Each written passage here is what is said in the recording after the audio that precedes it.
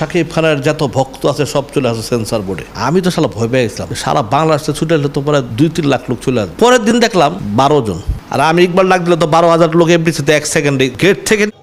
শাকিব খান ডাকলে মাত্র 12 জন ভক্ত আসে, আর আমি ইকবাল ডাকলে 12,000 ভক্ত চলে আসে 1 সেকেন্ডেই।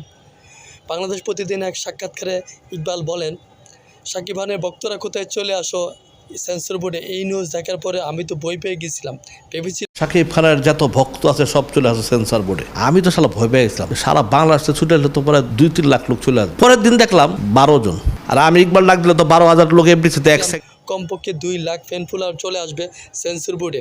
পরে গণ্যার দিকে মাত্র 12 জন আসছে, এরা নাকি করবে আবার প্রতিবাদ। এই হলো একজন নায়কের ফ্যান ফলোয়ার। ইকবাল বলেন, আরে আমি যদি ডাক দিই এফডিসিতে 12 জন না 12,000 ফ্যান ফলোয়ার চলে আসবে এক ডাকে। আমি যে কী জিনিস সবাই জানে।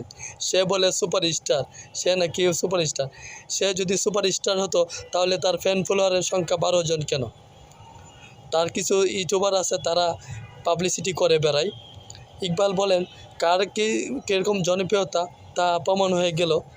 ছবি মুক্তি পেলে 10,000 টাকা করে কয়েকজন ইউটিউবারকে দেয় মিথ্যা পাবলিসিটি করার জন্য। দিন শেষে প্রমাণ হয়ে যায় তার সিনেমার দৌড় কতটুকু। বিভিন্ন ইউটিউবাররা যে ফেক রিভিউ দেয় তা প্রমাণ হয়ে যায়। ইকবাল বলেন, ওই নায়কের ভক্তরা সব অসভ্য, এরা সিনিয়রকে সম্মান দিতে জানে না, তারা সিনিয়রদেরকে অসম্মান করে। আর আমার যারা ভক্ত রয়েছে, ফ্যান ফলোয়ার রয়েছে, তারা যথেষ্ট সিনিয়রকে সম্মান দিয়ে থাকে। আমিও বলে দিয়েছি তাদেরকে সম্মান দেওয়ার জন্য। প্রিয় ভিউয়ার্স, ইকবালের কথাগুলো কতটুকু যুক্তিসঙ্গত প্লিজ কমেন্টস করে জানাবেন।